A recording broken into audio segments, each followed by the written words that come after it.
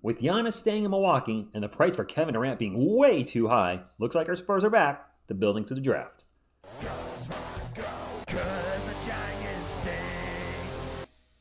What is up, San Antonio Spurs fans? Welcome to TSR Sports. Hope you're having a great weekend. And this is an updated version of the original video I did called the Spurs Perfect Offseason. This will be version 2 with Giannis staying put and the price for KD being absolutely ridiculous. I'm seeing reports they want to get the same return back that they originally gave Brooklyn, players, 4, 5 first-round picks, something ridiculous. Ain't going to happen with San Antonio. We're not doing that. We're not getting fleeced for a player that's going to be pushing 40 soon.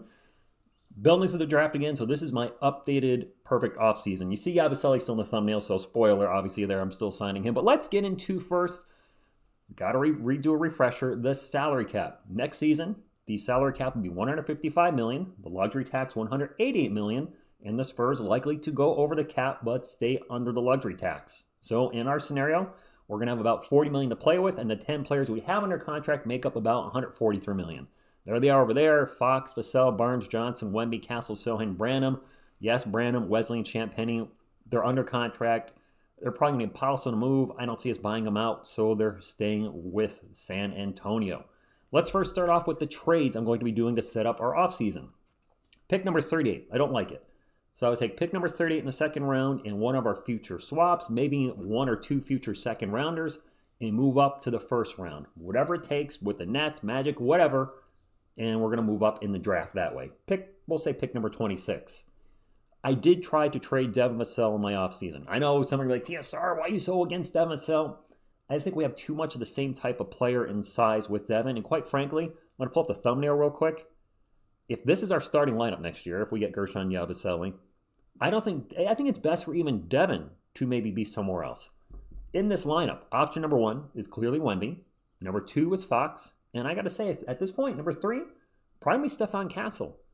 I've read some things that Devin Vassell, when he's high volume, he's much more efficient. But when he's only taking 7, 8 shots a game, his efficiency falls off. He's a better player when he's shooting the ball more. And with the roster the way it's set, I don't see him shooting the ball more.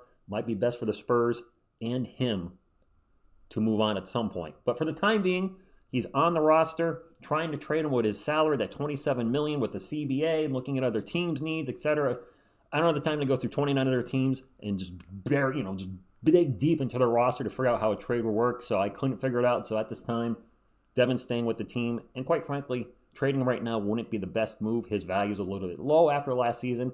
Maybe he can bounce back. I don't think he's going to be the 20-point per game type of guy he was 2 years ago. But maybe he can get his efficiency up and bring up his value if the Spurs were to move on from him. Anyway, that's my trade. Who am I drafting?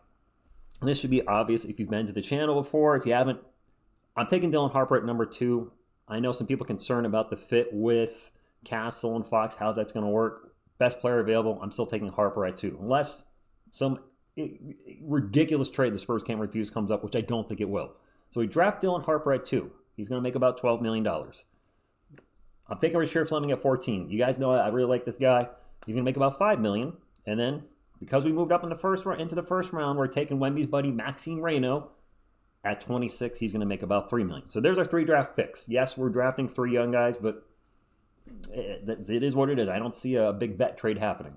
As far as signing, as guys that are from last season that are not under contract, we've got these guys here. Chris Paul's not coming back. I think we can all agree Charles Bassey.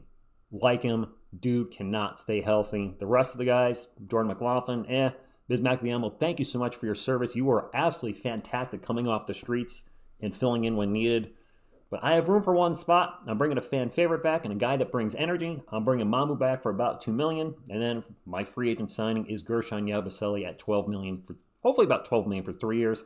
Then we have our 3 two-way contracts.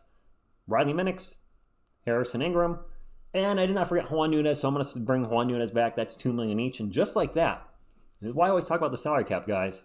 We've already gotten over $180 million with just who's already on the roster, who's under contract next year. That's 143. Our 3 draft picks, Mamu, Yabusele, the 3 two-ways, that's $40 million right there. The money goes away so quick with this new CBA. And as I was working on this last night, and I was really digging deep, I spent probably an hour looking for trades to make. I was like, wow, I'm glad I'm not a GM now. When I look at other teams like the Boston Celtics who signed these ridiculously huge contracts with Jaylen Brown and Jason Tatum before the new CBA, now it's like they're in a bad situation, a situation we don't want to be in. So I really hope Brian Wright handles the De'Aaron Fox contract extension. Hopefully he does a great job with that. Maybe Fox takes a little hometown discount and no income taxes in Texas and takes a little. Hopefully it's not a super duper max contract. But guys, the salary cap, it fills up so quick, and it was really tough putting this together. So we're at $183 million. So what does the Spurs team look like after these moves are made? Starting lineup, I would expect, because I've heard Yabusele wants to start from you guys, Wemby at the 5, Yabusele at the 4, Castle at the 3 or 2, interchangeable, Vassell, or wings, Castle, Vassell, and Fox. This is the lineup. We do have three-point shooting with Wemby, Yabusele, and Vassell. We're hoping Castle can be better. He is working with the guard whisperer right now who worked with SGA, so I'm expecting his three-point percentage to go up. I'm not expecting him to be a 40% shooter next season. Get it to 33%. That's what, 4.5% increase? That would be a ginormous leap. Then at least teams have to respect their 3. You're hitting 1 and 3. If Fox can be the 37% guy that he was the previous season, we should be pretty good.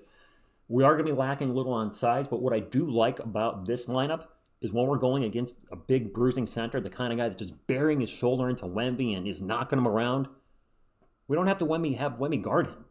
We can put Yabusele on him. Yeah, he's 6'8", so he's a little shorter, but he weighs 265 pounds. He's a tank. We can have Wemby guard whoever their 4 is. As far as the bench, we're going to have a lot of depth, and that's what I do like about this. It's a lot, we're still young. We have some depth. We have Sohan coming off the bench for the time being. Harrison Barnes gives us some three-point shooting off the bench. Kelvin Johnson brings the energy off the bench. Dylan Harper will probably run the point off the bench. And we also have Julian Champagnie if we're going to go with a 10-man rotation. What about Fleming and Reyno? 2, Austin, 4 now. If they absolutely kill it, or if they kill in the summer league and preseason, maybe they don't go to Austin and there's part of the rotation somehow, but they go there at the time being. And stagger Wemby's and Yabusele's minutes. Yabusele will be, yes, we're undersized at the moment, will be our backup center. Could see Mitch doing center Sohan again. I hope not. And then as far as Devin Vassell, move him at the All-Star break. Or maybe you move HB. HB's on an expiring contract. Or maybe the Spurs bring him back at a discount next year, hopefully. He does give us shooting, which we desperately need. He was, 43% from beyond the arc last year, and he was one of the best corner three-point shooters in the NBA, period. Not the Spurs, just the whole NBA. So it's very, as I was doing this, it's really interesting to see how this offseason plays out. Could there be a trade? You guys have mentioned Cam Johnson. Yes, he gives us three-point shooting. He fills some of the needs on the team, but the dude's a walking injury. He's missed so much time in his career. That's not the type of player I want to bring on the roster. Availability is still a very important quality of an NBA player. And if you're missing 20, 30 games a year, what good are you doing this? You're just eating up a lot of contract on the bench. So I'm a no on him. Be interesting what Brian Wright does. The question is, what do you think we do? This is my updated version of the perfect offseason. Would this be a perfect offseason for you, or almost perfect, if you will? Would you go in a different direction than a free agent? If you do, though, you got to remember the salary cap. We don't have a lot of room to work with. And if those of you that want Maxine Reyno and want a 14th pick and a second pick, that is $20 million of your available cap space. The Spurs are going to have about $40 million. You just cut that in half of their draft picks. It's going to be a puzzle that Brian Wright has to figure out, and he's got to nail this one. We've talked about it at length on the channel.